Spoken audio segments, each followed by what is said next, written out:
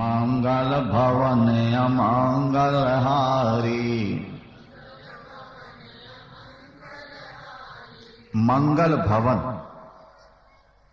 जो सुख के, मंगल के, आनंद के केंद्र है, और अमंगल हारी, जीवन में दुख जो आते हैं प्रभु राम उनको मिटा देते हैं। मंगल भवन अमंगल हारी। वे कौन हैं? बोले दशरथ के आंगन में खेलने वाले वे प्रभु राम हैं। द्रवहु सो दशरथ, अजर कहते हैं आंगन को। महाराज दशरथ के आंगन में खेलने वाले भगवान राम हम पर प्रसन्न हो जाएं, ऐसा कहकर के भगवान शंकर ने प्रणाम किया है भगवान राम को। गिरिराज कुमारी पार्वती, तुम धन्य हो, धन्य हो। तुमने ऐसा प्रश्न किया है कि जिसके उत्तर से सारा संसार पवित्र हो जाएगा। मनुष्य वही भाग्यवान है जो भगवान के चरणों से नाता जोड़ चुका है। पार्वती, तुम्हारे मन में कोई संशय नहीं है, तुम्हारे मन में कोई संदेह नहीं है। तुमने तो जगत कल्याण के लिए प्रश्न किया है और तुम्हारा प्रश्न सारे जगत का मंगल करेगा। एक बात और सुनो पार्वती ध्यान से। जिन व्यक्तियों ने जीवन में भगवान की कथा नहीं सुनी, उनके कान सांप के बिल के समान। क्योंकि जो भगवत कथा नहीं सुनेगा वो संसार की चर्चा तो सुनेगा, तो संसार की बातें तो जहर के समान। भगवत कथा ही अमृत है। गुरबाणी में लिखा, सबते उत्तम हरि की कथा। जीवन में सबसे ऊंची वस्तु क्या है? सबते उत्तम हरि की कथा। नाम सुनत दर्द दुख लठा। जिसने परमात्मा की कथा सुनी उसके जीवन के सारे दुख समाप्त हो गए। भगवान शंकर कहते हैं, कान पाकर जिसने कथा नहीं सुनी उसके कान सांप के बिल के समान। वो कान कान नहीं है। आप कान में आभूषण पहन लें, पहले तो पुरुष भी पहना करते थे ना कानों में कुंडल। देवियां हीरों के टॉप्स पहनती हैं, लेकिन लिखा हुआ है कि आपने कानों का कितने श्रृंगार कर लिया और कानों से भगवान की कथा कभी नहीं सुनी, तो आपके कानों की कोई शोभा ही नहीं है। और ये बात अच्छी तरह ध्यान रखना, शास्त्रों में लिखा है कि जो कान पाके कथा नहीं सुनते, अगले जन्म में उनको सर्प बनना पड़ता है। ये प्रसिद्धि है कि सांप के कान नहीं होते।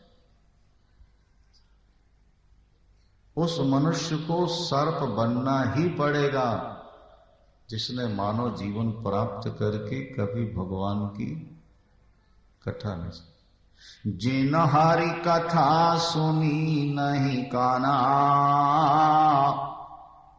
तो श्रवण रंध्र आही भवन समाना। उसके कान तो सांप के बिल के समान। और नेत्रों से जिसने संत दर्शन नहीं किया, नेत्रों से जिसने भगवत दर्शन नहीं किया, वो आंख आंख नहीं है, वो तो मोर की पांख है। मोर के पंख में भी आंख बनी रहती है, देखा होगा ना। तो बोले उस व्यक्ति की आंख में और मोर की पांख में कोई अंतर नहीं, जिसने दिव्य नेत्र पाकर कभी अपने गुरु का, संत का और ठाकुर जी का दर्शन नहीं किया। ये नेत्र आपको प्राप्त हुए हैं पिक्चर देखने के लिए नहीं, VCR मंगाकर गंदी फिल्में देखने के लिए आंखें नहीं मिलेंगे। ये नेत्र तो मिले थे परमात्मा का दर्शन करने के लिए। ये नेत्र मिले थे संत और गुरु का दर्शन करने के लिए। आप देखो, उल्लू को दिन में दिखाई नहीं देता। जितना ज्यादा प्रकाश होगा उल्लू को उतना अंधकार दिखता है। अंधकार में उसे प्रकाश दिखता है। जिन्होंने अपने नेत्रों से भगवत दर्शन नहीं किया वो नेत्रहीन होकर के पैदा होते हैं। पार्वती, नैनन संत दरस नहीं देखा तो लोचन मोर पंख कर लेखा। ये सिर जो आपको मिला है ये भगवान के और संतों के चरणों में झुकाने के लिए मिला है। ये सिर एक कड़वी लौकी होती है, गोल गोल कड़वी होती है, किसी काम नहीं आती। सिर भी गोल गोल है। भगवान शंकर कहते हैं, पार्वती, जिसका सिर कभी संतों के, गुरु के और भगवान के चरणों में नहीं झुका वो कड़वी लौकी के समान है, तुमड़िया के समान। तुम भी ते सिर काटू तुम बारी समतूला, ते सिर काटू सोमवारी समतूला, के जे न नमत हरि गुरु पद मूला। ज्यादा अकड़ के मत चला करो भैया, तुम्हें भगवान ने 4 पैसे दे दिए तो तुम इतने अकड़ने लगे हो। अरे जिस वृक्ष में फल लगते हैं उसकी डालें नीचे झुक जाती। क्या चाहिए तो ये था कि संपत्ति पाके तुम और ज्यादा झुकते, तो तुम तो अकड़ना शुरू कर दिए। बरसने वाले बादल नीचे आ जाते हैं और जो खाली बादल होते हैं सफेद ऊपर हुआ करते हैं। अकड़ता वही है जो खाली होता है, जिसके पास कुछ है वो तो झुक जाता है। वृक्षों में जब फल लगते हैं ना डालियों में, तो डालियां झुक जाती हैं। आपको प्रभु ने धन दिया है अभिमान के लिए नहीं, आप अपने सिर को झुकाना सीखो। एक बात और बता दें, व्यवहारिक बात है। आपको पहाड़ी पर चढ़ना हो या सीढ़ियों पर चढ़ना हो तो थोड़ा झुकना पड़ता है आगे चढ़ते समय, और नीचे उतरना हो तो अकड़ के चलना। देख लें कि उतरते समय झुकोगे तो गिर पड़ोगे, और चढ़ते समय अकड़ोगे तो चढ़ी नहीं सकोगे। अगर ऊपर चढ़ना है तो थोड़ा झुकना होगा, और नीचे आना है तो अकड़ना।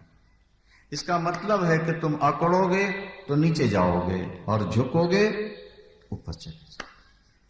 इसलिए अपना सिर संत, ब्राह्मण और भगवान के चरणों में बिना संकोच के झुका दो। कहते हैं वो व्यक्ति जीता हुआ मुर्दा है जिसके हृदय में परमात्मा की भक्ति नहीं आई। वो जीता जी मुर्दा है, उसका हृदय पत्थर के समान है जिसने कभी परमात्मा का चिंतन नहीं किया।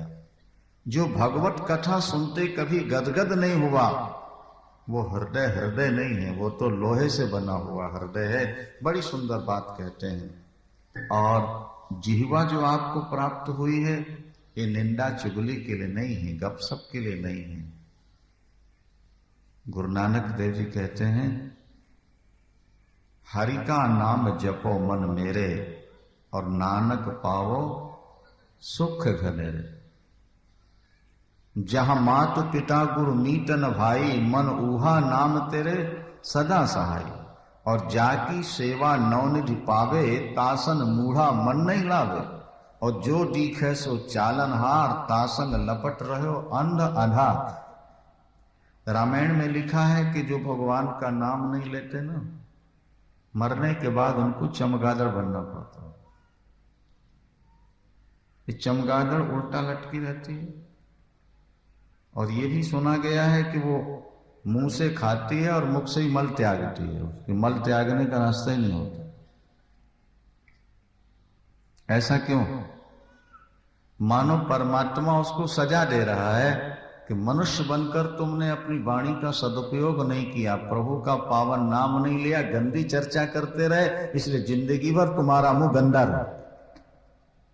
मुख से खाओ, उसी से मल त्याग। तो जो नहीं करई राम गुण गाना, जो नहीं करई राम गुण गाना, क जीह सुधा दुर जीह समान।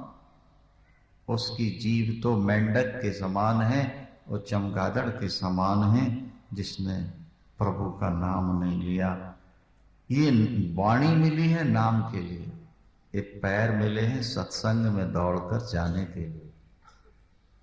आप अपने काम से तो सैकड़ों हजारों मील दौड़ जाते हो, लेकिन सत्संग के लिए कहते हो कि दूर है। पैरों से अगर पैदल चल के भी जाना पड़े तो जाओ। हाथ किस लिए मिले हैं? ठाकुर की सेवा करो, अपने इष्ट का बंधन करो, अपने भगवान को नहलाओ, चंदन लगाओ, फूल माला चढ़ाओ, माता पिता गुरुजनों के चरणों में हाथ लगाओ, उनकी सेवा करो। यह हाथ आपको शुभ कार्य करने के लिए मिले। भगवान की कथा सैकड़ों कामधेनु गाय के समान है। एक कामधेनु गाय मिल जाए स्वर्ग की वस्तु में मिल सकती है। भगवान की कथा तो सैकड़ों कामधेनु के समान है, इसलिए बड़ी श्रद्धा से भगवान की कथा सुनना चाहिए। भगवान की कथा संशय रूपी पक्षियों को उड़ा देती है। राम कथा सुंदर करतारी, ये राम कथा सुंदर करतारी, संशय विहग उड़ावन हारी। पार्वती जो भगवत कथा सुनते रहते हैं उनके मन में संशय कभी नहीं होता। संशय वही व्यक्ति करते हैं जिन्होंने कभी कथा नहीं सुनी। आप कथा सुनते रहेंगे, आपके संशय भागते रहेंगे, आपके मन में परमात्मा के प्रति श्रद्धा बढ़ती रहेगी। देखो पार्वती, एक बात तुम्हारी हमको अच्छी नहीं। पार्वती जी घबरा गई। प्रभु वो कौन सी बात थी? बोले तुमने जो कहा कि दशरथ नंदन राम की अपेक्षा कोई और ईश्वर है क्या, ये बात हमको अच्छी नहीं। कहाँ ही सुनहि अस अधम नर, ग्रसे जो मोह पिशाच, पाखंडी हरिपद विमुख जाने झूठ नसा। पार्वती वे मूर्ख हैं जो दो ईश्वर की बात करते हैं। ईश्वर एक है, ध्यान रखना, ईश्वर एक, उसके रूप अनेक। ईश्वर दो नहीं हो सकते।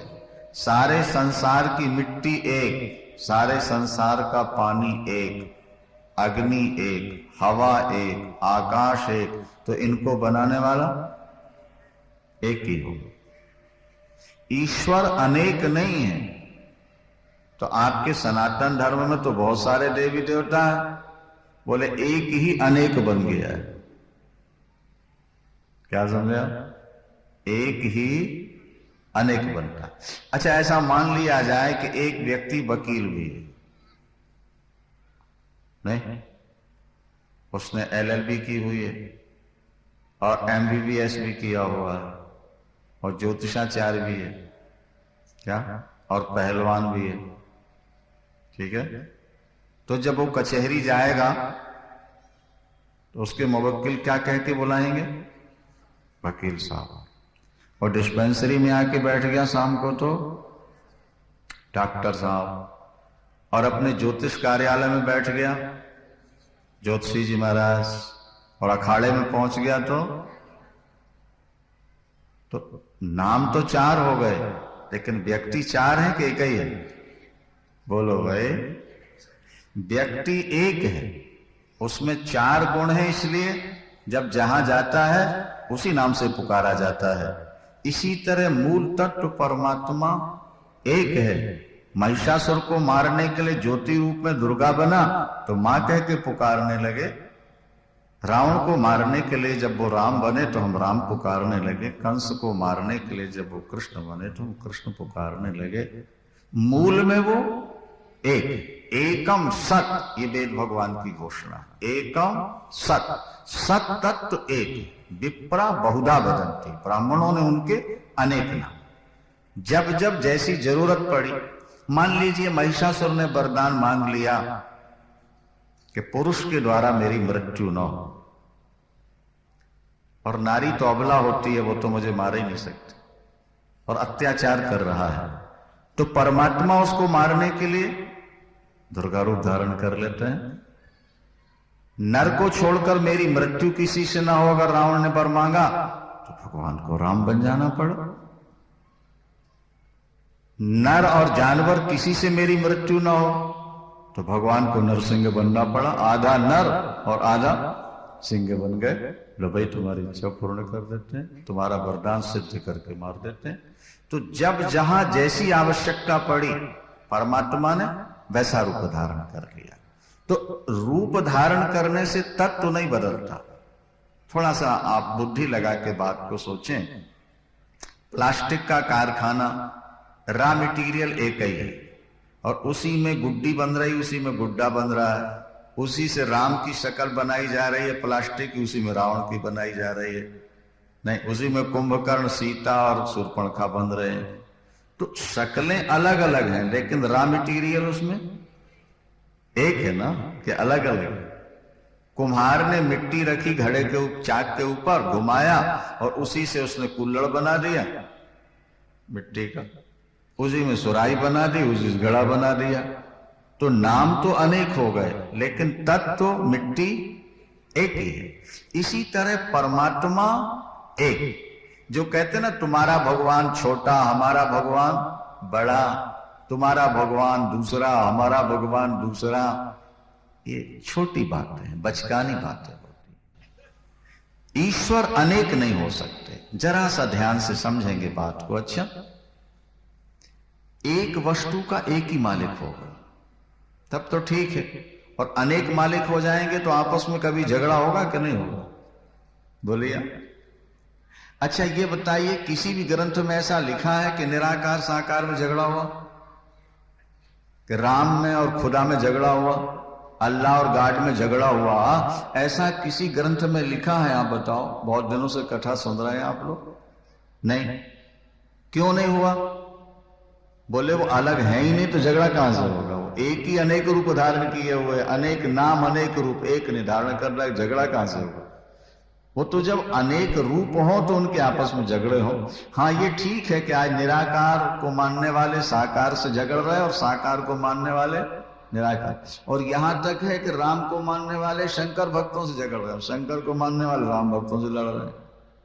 आज संप्रदाय में लड़ाइयां बहुत हो रही हैं।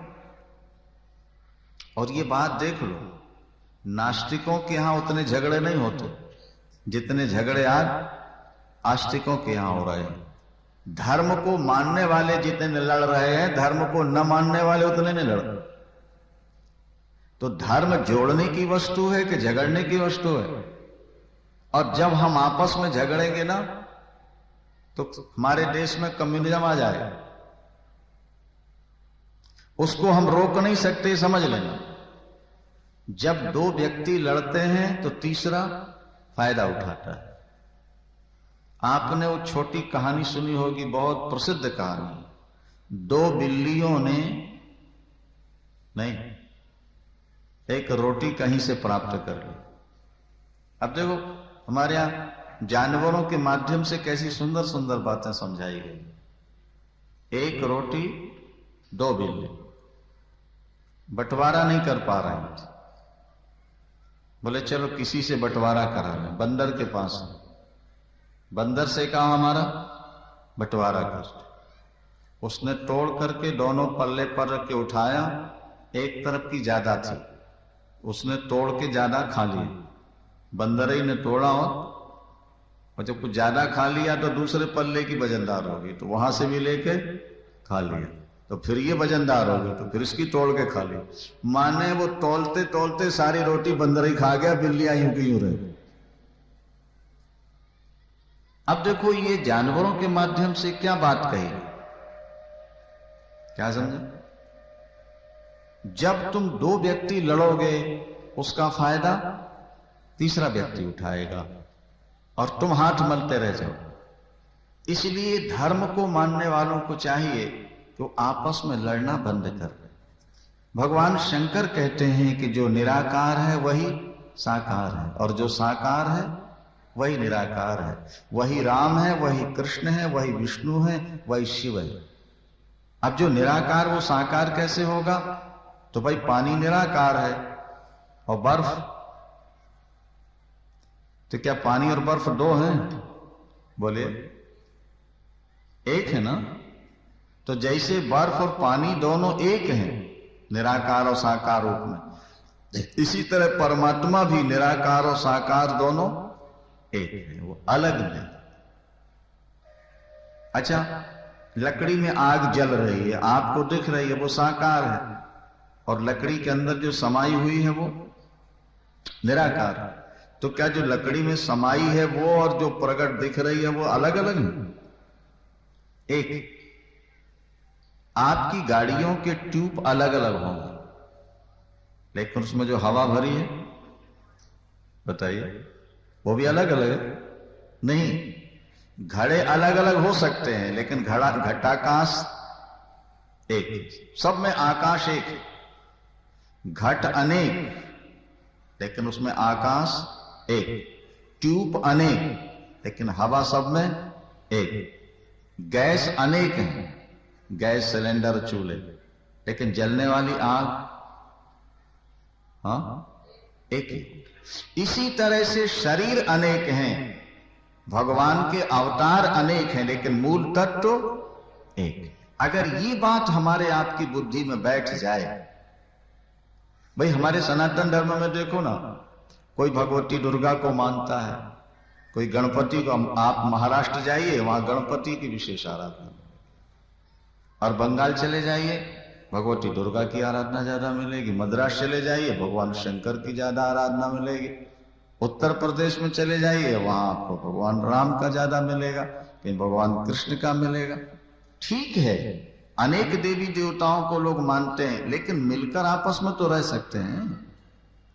एक परिवार में 5 सदस्य हैं, किसी को भिंडी की सब्जी अच्छी लगती है, किसी को करेले अच्छे लगते हैं, किसी को आलू अच्छे लगते हैं, किसी को दाल अच्छी लगती है।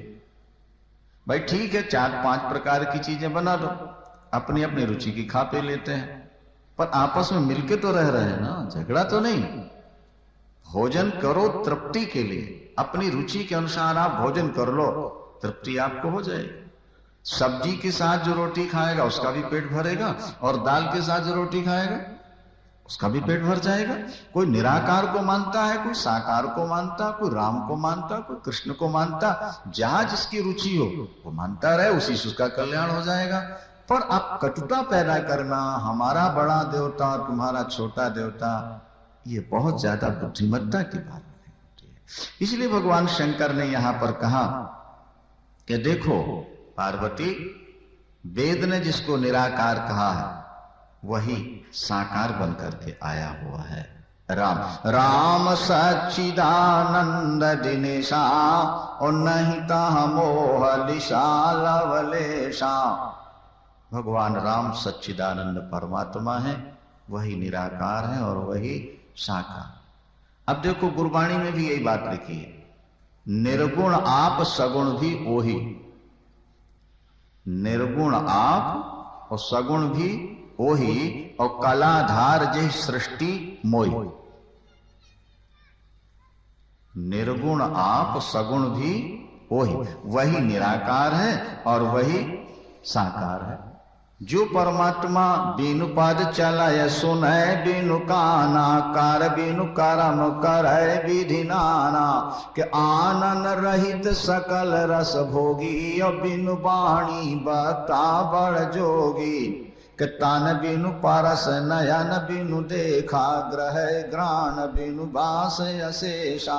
के आस सब भांति अलौकिक करणी, महिमा जा सुजाय नहीं बरणी।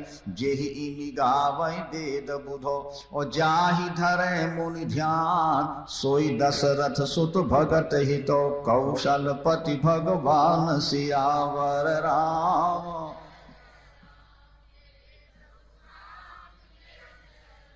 करो कल्याण। वेदों ने जिसको निराकार ब्रह्म कहा, वही निराकार ब्रह्म साकार राम बन करके प्रकट हो गया।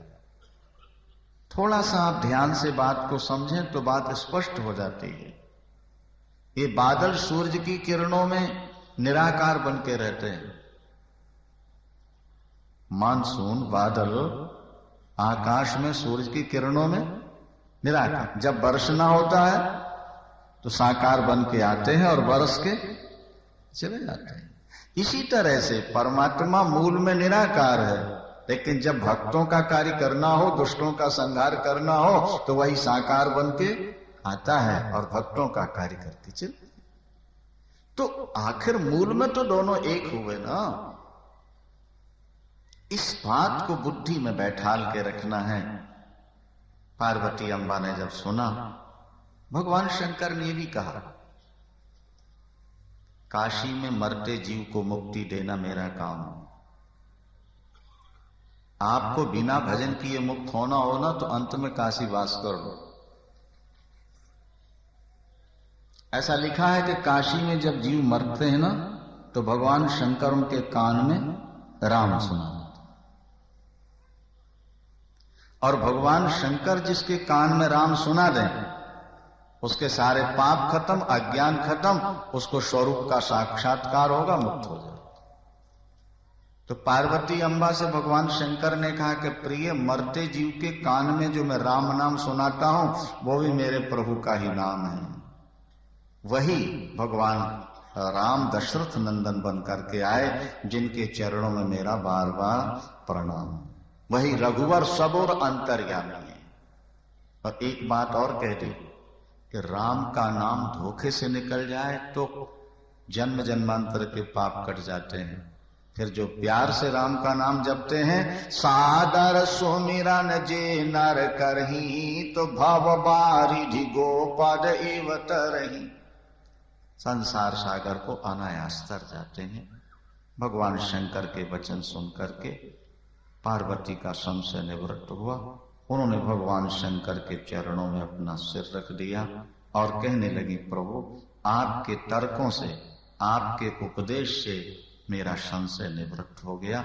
मैं आपके चरणों की दासी हूं। अब कृपा कर मुझे बताइए कि परमात्मा अवतार क्यों लेते हैं? परमात्मा अवतार लेते ही नहीं, ये जो संशय था वो तो निकल गया कि निराकार ही साकार बना। लेकिन अब वो क्यों बनता है साकार, ये हमें कृपा करके सुना दीजिए। तो भगवान शंकर कहते हैं, पार्वती अब ध्यान से सुनो। परमात्मा अवतार क्यों लेते हैं, ये बात तो अतर्क है। राम अतर्क हैं, उनका अवतार भी अतर्क है। लेकिन मैंने जो समझा है वो तुम्हें सुनाता हूं। अम्बा जी ने हाथ जोड़ लिए, प्रभु आप जो समझ रहे हैं वही सुना दीजिए। बोले, जब जब हो ये धर्म कै हानि, जब जब हो ये धर्म कै हानि, बाढ़हि असुर अधम अभिमानी, बाढ़हि असुर और सीधा ही बेप्रधेनु सुर धरणी, सीधा ही बेप्रधेनु सुर, और करही अनीत जाय नहीं बरणी, करही अनीत। ताब ताब प्रभु धारी विविध शरीरा, ताब ताब प्रभु हरहि कृपा निधि सज्जन पीरा, हरहि कृपा निधि। जब जब धर्म की हानि होती है, संसार में अत्याचार पापाचार बढ़ने लगते हैं, प्रभु धर्म की रक्षा के लिए, अधर्म के ह्रास नाश के लिए अनेक रूप धारण करके अवतार लेते हैं। वो पृथ्वी का भार उतारते हैं, अपने भक्तों को सुख दिया करते हैं। उन भगवान राम के चरणों में हमारा बार बार प्रणाम। भगवान जो लीला करते हैं, अगर हम उस लीला को सुनते रहें तो श्रवण करने मात्र से हमारे पाप समाप्त हो जाते हैं। एक बात समझिए ध्यान से,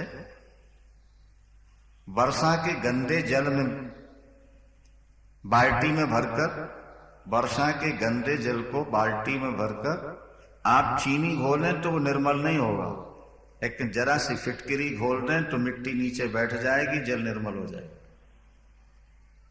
चीनी से नहीं निर्मल होता और फिटकिरी से निर्मल। इसी तरह हमारा हृदय भी पापों के कारण गंदा हो गया है। वो संसार की मीठी चर्चाओं से निर्मल नहीं होगा, वो भगवान की कथा सुनते ही निर्मल हो जाएगा। भगवत कथा वो फिटकिरी के समान है। कथा के शब्द जब अंदर प्रवेश करते हैं तो जीवन के सारे पापों को धो दिया करते हैं। एता बता पार्वती, भगवत कथा बहुत ध्यान से श्रवण करना। अब सुनो, भगवान के अवतार के हेतु में बतला रहा हूं, उन पर बहुत विचार करना। द्वारपाल हरि के प्रिय दो, जय और विजय जान सबको। बैकुंठ में रहने वाले भगवान के नित्य पार्षद जय और विजय। एक बार सनकादि भगवान नारायण का दर्शन करने गए, उनके तन में लंगोटी भी नहीं थी। वे हरि शरणम का जप करते हुए जा रहे थे, छठी ड्यूड़ी पर रोक दिया, उन्होंने छड़ी लगा दी। सनकादिकों को क्रोध आया और श्राप दे दिया, जाओ तुमको राक्षस बनना पड़ेगा। 3 बार राक्षस बनना। भगवान नारायण ने समर्थन कर दिया। वही आकर के हिरण्यकश्यपु हिरण्याक्ष बने। भगवान ने वराह रूप नरसिंह रूप धारण करके मारा। वो मुक्त नहीं हुए, रावण कुंभकर्ण बने तो प्रभु को राम बनना पड़ा। तीसरे जन्म में शिशुपाल और दंतवक्त्र बने तो भगवान कृष्ण को अवतार लेकर के मारना। एक तो ये कारण था अवतार लेने का। दूसरा कारण और सुन लो। जालंधर नाम का एक राक्षस था। क्या नाम था? जिसके नाम से तुम्हारे यहां शहर बसा हुआ है, जालंधर। इसकी पत्नी का नाम था वृंदा, और वृंदा उच्च कोटि की पतिव्रता थी। उसने कभी पर पुरुष की ओर दृष्टि नहीं डाली, गलत। उसे ब्रह्मा का वरदान प्राप्त हो चुका था, जब तक तेरा पातिव्रत नष्ट नहीं होगा वृंदा, तेरे पति को कोई मार नहीं सके। क्या? वृंदा का इतना जबरदस्त पातिव्रत था कि वो इंसान तो क्या, भगवान को भी आंख उठा के नहीं देखते। पत्नी के पातिव्रत के प्रभाव से जालंधर इतना भयानक राक्षस हुआ, उसने तीनों लोकों में तहलका मचा दिया। हजारों क्या लाखों स्त्रियों का शील हरण किया, धर्म भ्रष्ट किया उसने। सनातन धर्म को मिटाने लगा।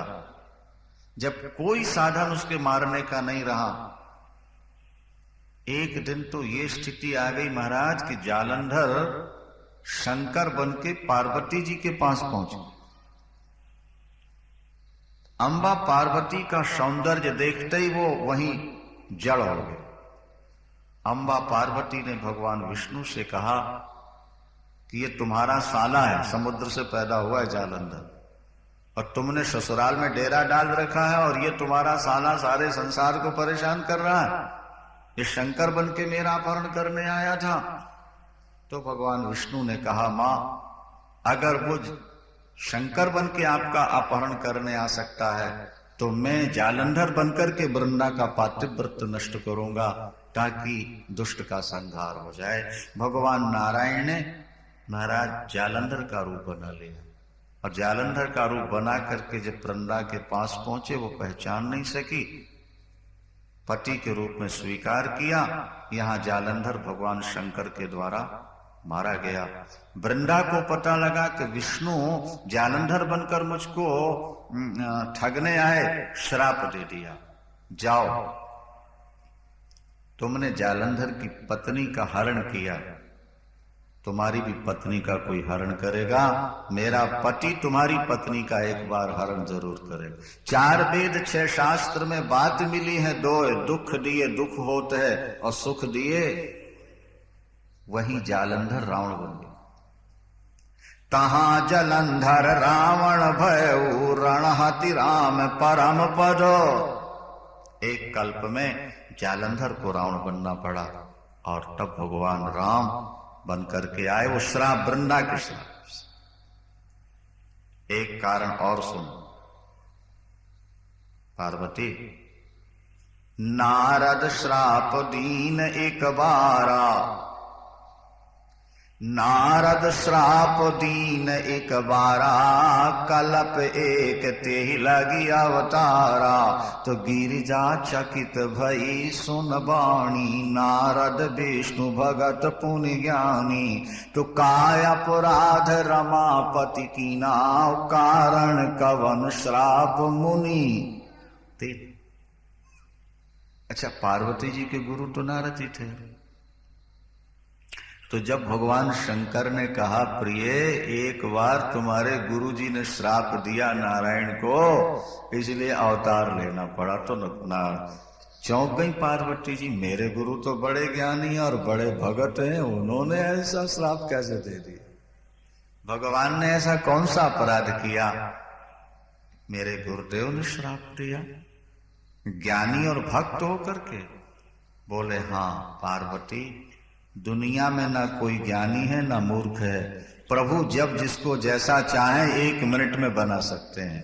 बोले बिहस महेश तब के ज्ञानी मूढ़ न कोय, और जेहि जस रघुपति करहि जब सो तस तेहि क्षण। उसी क्षण प्रभु सुनाइए मेरे गुरुदेव को भगवान ने कैसे क्या बना दिया। सुनो पार्वती, ध्यान से सुनो।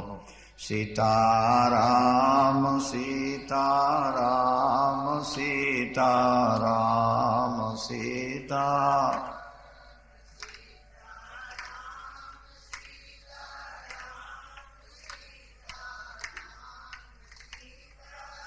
हम राधे श्याम राधे,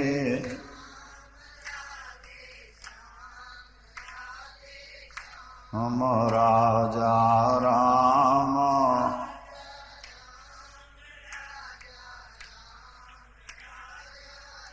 सियावर रामचंद्र भगवान की।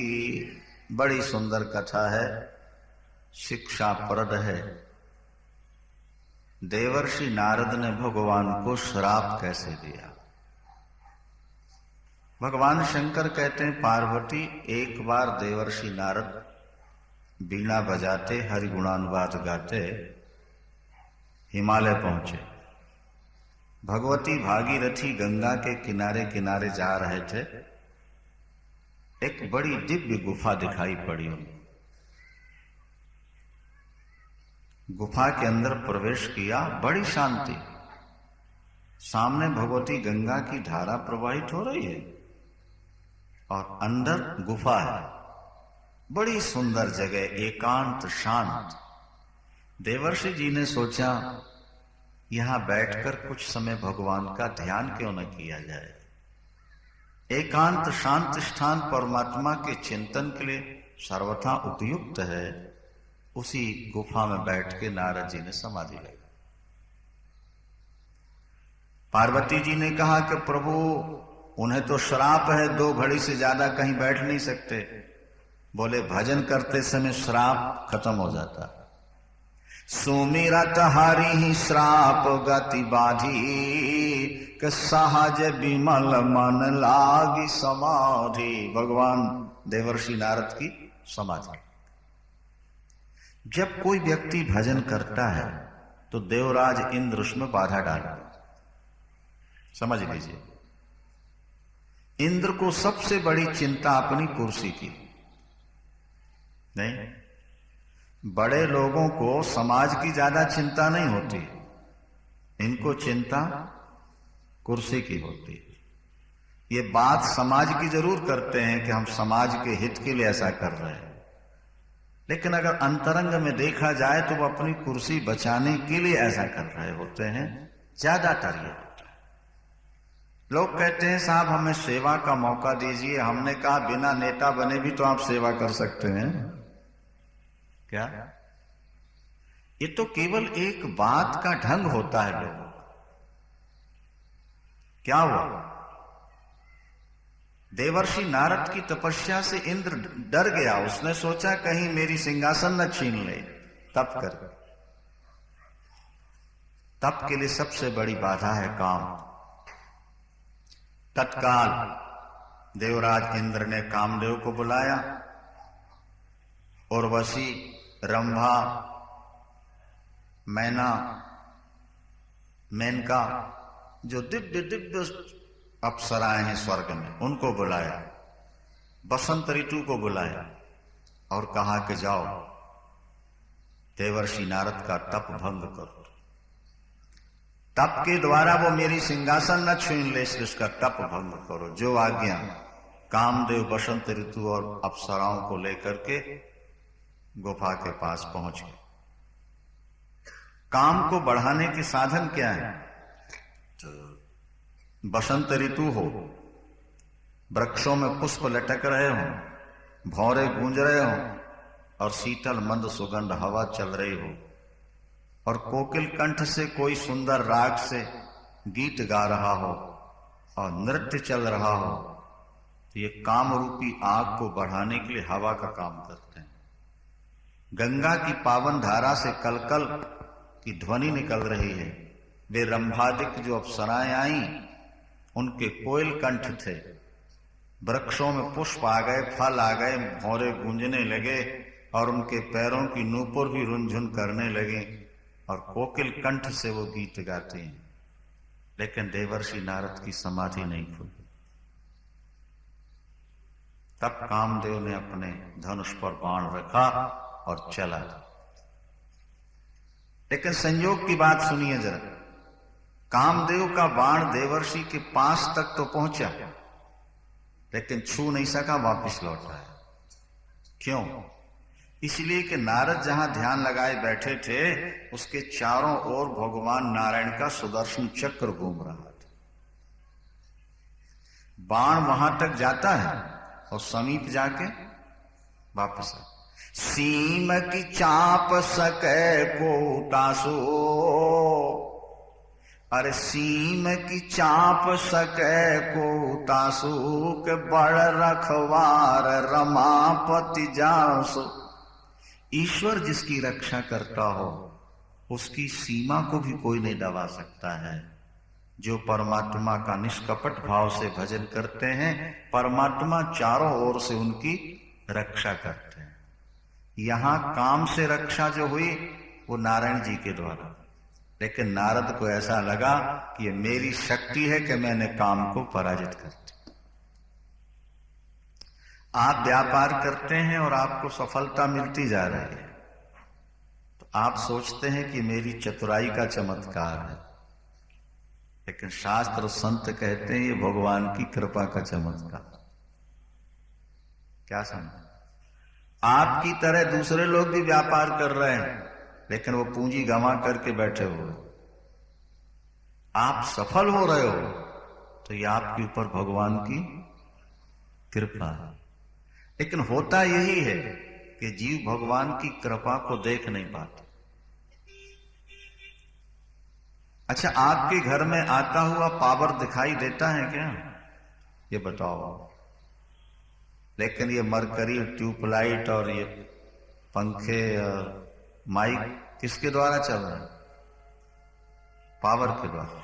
पावर स्वयं में दिखाई नहीं देता, लेकिन जितने कल कारखाने हैं वे सब पावर से ही चलते हैं। इसी तरह परमात्मा की कृपा दिखाई भले न दे, लेकिन जीवन में जो सफलताएं मिल रही हैं वो परमात्मा की कृपा से ही होती। जीव में कमजोरी है कि जब असफल होता है तो कहता है कि उसकी इच्छा थी, और सफल हो जाए मैंने देखो कैसी जुक्ति से काम किया, सफल हो। देवर्षि नारद काम पर विजय पाते हैं, कामदेव आके चरणों में गिर गया। देवर्षि नारद ने उस पर क्रोध नहीं किया, बल्कि उसको संतुष्ट करके आशीर्वाद देकर भेज दिया। काम पर तो विजय पाते हैं, लेकिन अभिमान से पराजित हो जाते हैं, ये बात आप समझ लो। काम को जीता, ये अभिमान मन में आ गया। ताव नारद गावने शिव पाही, अब भजन छूट गया। जब किसी लड़के का मेरिट लिस्ट में नाम आ जाए ना, और अखबार में फोटो छप जाए, तो कतरन काट के अपने पास रख लेता है, नहीं? और जब कहीं जाएगा तो बात बात में अपना वो दिखाता रहता। श्रीमान जी का कहीं नाम आ जाए अखबार में, फोटो छप जाए, तो फिर वो फाइल में अटैच हो जाती है। जहां कहीं भी जाएंगे ये देखिए। और प्रधानमंत्री हाथ मिला लें तो फिर तो कहने क्या बात है भैया, वीडियो फिल्म पहले से तैयार हो जाएगी, और जहां जाएंगे फिर चित्र दिखाएंगे, देखो सब। नहीं, ये व्यक्ति की एक कमजोरी है। भैया आपने जो गलतियां की जिंदगी में, उसकी फिल्म बनवाई है कि नहीं बनवाई आप? उसके चित्र उतरवाए कभी आपने? नहीं। गलतियों को तो हम एकदम छुपा कर रखते हैं, और अच्छा कार्य हो जाए फिर क्या? नारद जी ने अब भजन छोड़ दिया। मैंने काम को जीता, ये अभिमान मन में आया। अब किसी को जाके सुनाऊं तो कि मैंने काम को जीत लिया। भगवान शंकर के पास पहुंचे और भगवान शंकर से कहने लगे, प्रभु जिस काम ने आपको भी नचा दिया, उस काम को मैंने आज नीचा दिखाया, वो नाक रगड़ के गया मेरे पास। भगवान शंकर ने कहा, हम हाथ जोड़ते हैं आपके। हाथ जोड़ के कहा भगवान शंकर, मैं हाथ जोड़कर निवेदन कर रहा हूं देवर्षि जी, ये जो कथा आपने मुझे सुनाई है ना, नारायण जी को कभी मत सुना देना। अगर ये सफलता मिली है तो ये आपके पुरुषार्थ से नहीं मिली, ये तो उनकी कृपा से मिली। क्योंकि काम तो इतना भयानक है कि जिसने मुझको नचा दिया, तुम्हारे पिता ब्रह्मा को नचा दिया, उस पर विजय पाना ये तुम्हारे पुरुषार्थ की बात नहीं थी।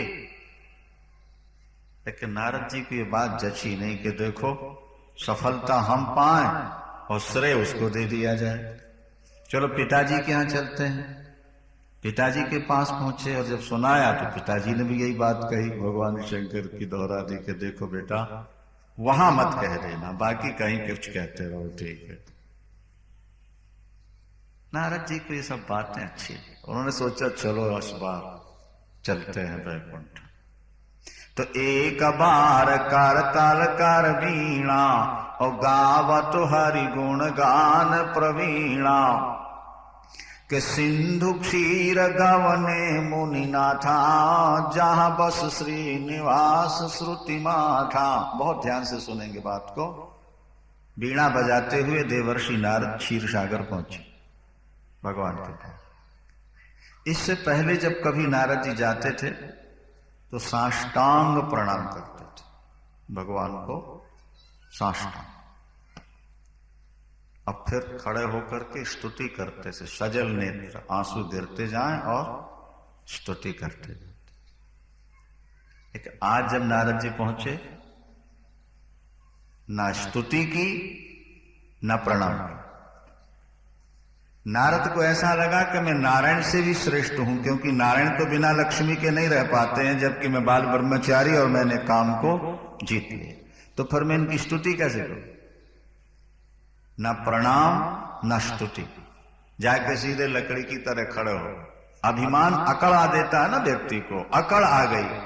भगवान नारायण समझ गए, एकदम शेषनाग से उठे, देवर्षि जी को गले लगा लिया। अरे आइए देवर्षि जी आइए, बहुत दिनों के बाद दया की आपने, तो आइए आइए।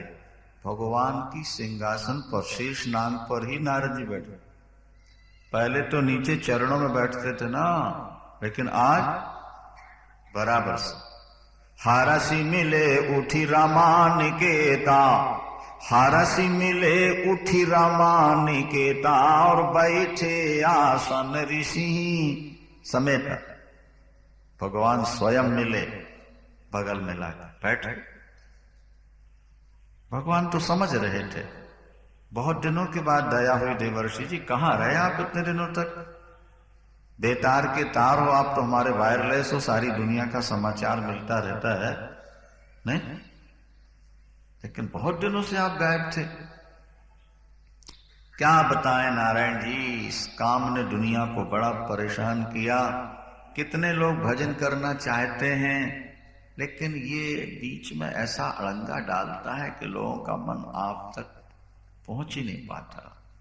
तो मैंने सोचा कि अब एक बार इससे भी दो दो हाथ हो जाए। फिर क्या हुआ? बोले मैं बैठ गया गंगा किनारे समाधि लगा के।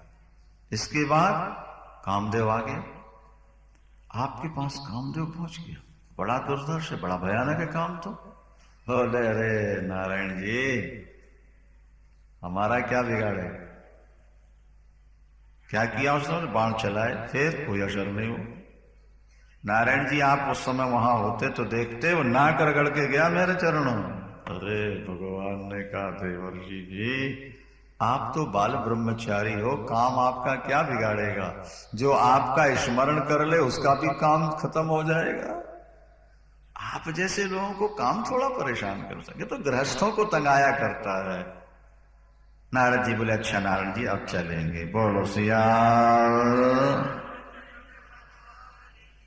क्योंकि आज नारद जी दर्शन करने तो आए नहीं थे, वो तो अपना सर्टिफिकेट दिखाने आए थे, सो दिखा दिया और बोले चलेंगे। भगवान ने कहा अच्छी बात, दर्शन देते रहिएगा। बोले हाँ हाँ जरूर आएंगे।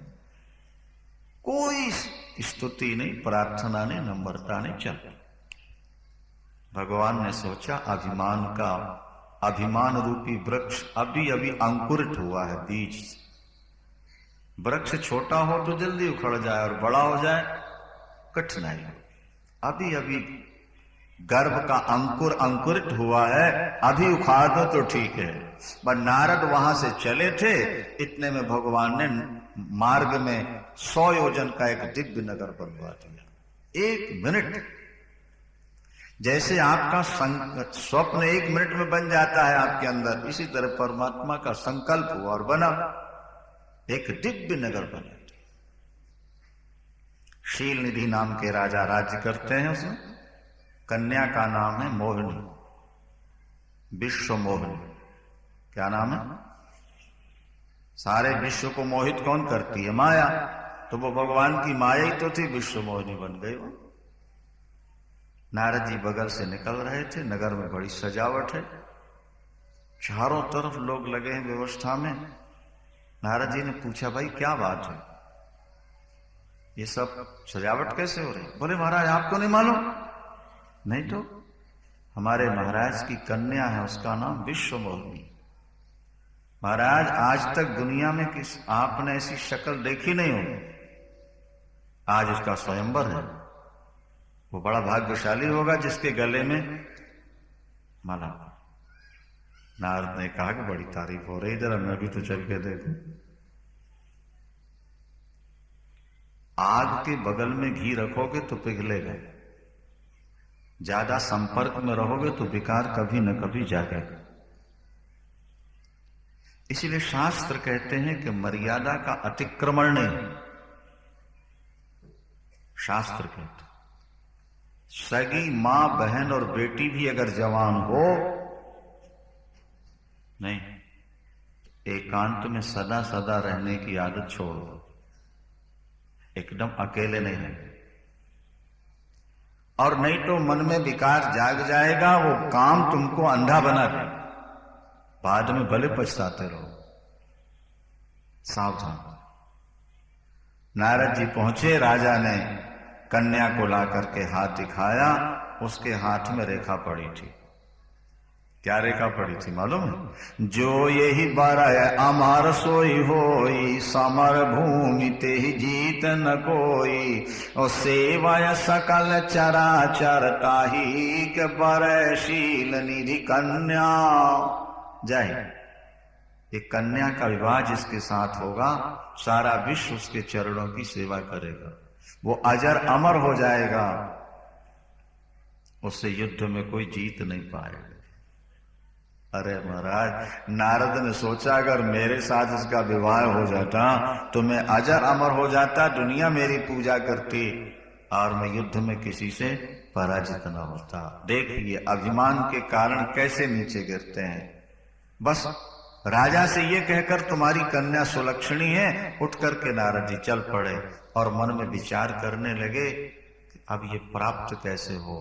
अगर कहीं सुंदरता मुझे मिल जाए तो सुंदरता के आधार पर ये मेरा वर्ण कर सकती है। सबसे ज्यादा सुंदर तो भगवान नारायण हैं, यदि वे अपनी सुंदरता मुझे दे देते मेरा काम बन जाता। वह बाहर निकल के हाथ जोड़ के प्रार्थना की, हे दीन बंधु, हे दया सिंधु, हे अकारण करण करुणा वरुणालय, नाथ दया करो। उसी समय भगवान प्रकट हो गए। महाराज नारद जी ने साष्टांग प्रणाम किया, भगवान मुस्कुराने लगे। थोड़ी देर पहले गए थे तो लकड़ी की तरह खड़े थे, और अब देखो साष्टांग दंडवत हो रही है। स्वार्थ व्यक्ति को झुका देता है, देखा ना। भगवान ने उठाया, बोले देवर्षि जी अभी अभी तो आप मिलकर के आए थे, क्या बात है, कोई समस्या खड़ी हो गई? बोले प्रभु बहुत बड़ी समस्या खड़ी। क्या?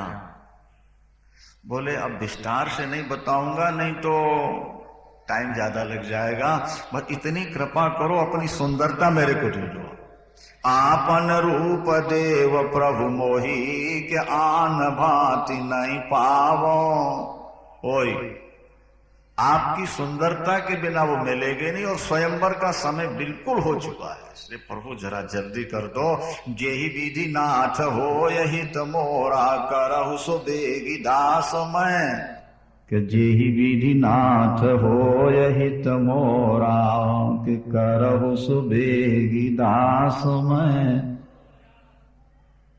इसको भगवान ने पकड़ लिया और बोले नारद जी हित नहीं, जिसमें तुम्हारा परम हित होगा हम वही करेंगे, चिंता नहीं करो। अगर रोगी कुपथ्य मांगता है तो वैद्य देता नहीं जल्दी से, इसी प्रकार हम तुम्हारा भला जरूर करेंगे। नारद जी का ध्यान तो वहां लगा था, तो भगवान की बात समझ नहीं पाए कि ये तो साफ नहीं कर रहे। भाई रोगी कुपथ्य मांगे तो वैद्य नहीं देता, इसका मतलब क्या हुआ कि जो तुम मांग रहे हो, लेकिन समुझी नहीं हरि गुरा निगूढ़ा, क्योंकि माया विवश भय मुनि मूढ़ा, मूढ़ हो गए। प्रणाम करके भागे जल्दी वहां से, अब तो प्रभु मुझे दे देंगे सुंदर। 3 रूप भगवान के यहाँ पर, समझ लो जरा बात। 3 रूप है इस समय नारद के। नारद को अपना विष्णु रूप दिखने लगा, समझ रहे हैं आप। शंकर के गण जो आए थे साथ में वो, और विश्व मोहिनी को बंदर का रूप देखेगा, और जो राजे महाराजे बैठे उनको नारद का रूप देखेगा। ये 3 रूप बना दिए ठाकुर ने। आकर के देवर्षि नारद एकदम सामने बैठ गए। राजकुमारी निकलेगी, मेरी सुंदरता देख के जयमाला डाल देगी। और जब राजकुमारी निकली, सामने देखा काले मुंह का बंदर बैठा हुआ। सियावर रामचंद्र, काले मुंह का बंदर बना था। अच्छा, नारद जी को अपना नारायण रूप दिख रहा था। तो जैसे राजकुमारी ने देखा, उसको क्रोध आ गया कि देखो मैं इतनी कुरूप हूं कि बंदर भी स्वयंवर में आया है। दोबारा देखा ही नहीं उस तरह। और नारद जी ने यह सोचा कि शायद मेरे ऊपर नजर नहीं पड़ी, इसीलिए ढूंढ रही है। तो नारद जी उठ के खड़े होने लगे कि खड़ा हो जाऊंगा ना, दिखाई दे जाऊंगा। तो बगल में जो राजे बैठे थे उनने हाथ पकड़ के नीचे खींचा। महाराज बैठो, महात्मा होकर क्या कर रहे हो आप? उनको तो महात्मा दिख रहे थे। और नारद जी का हृदय धक धक कर रहा था कि आगे बढ़ रही है, कहीं किसी गले में माला ना डाल रहे, नहीं तो मेरी सारी जिंदगी कहानी गड़बड़ा जाएगी। बस सामने तो भगवान विष्णु खड़े थे राजकुमार बन के, सबको छोड़ के गई और उसने भगवान को माला डाल दी, देवता पुष्प बरसाए, बाजे बजाए और जय जयकार किया।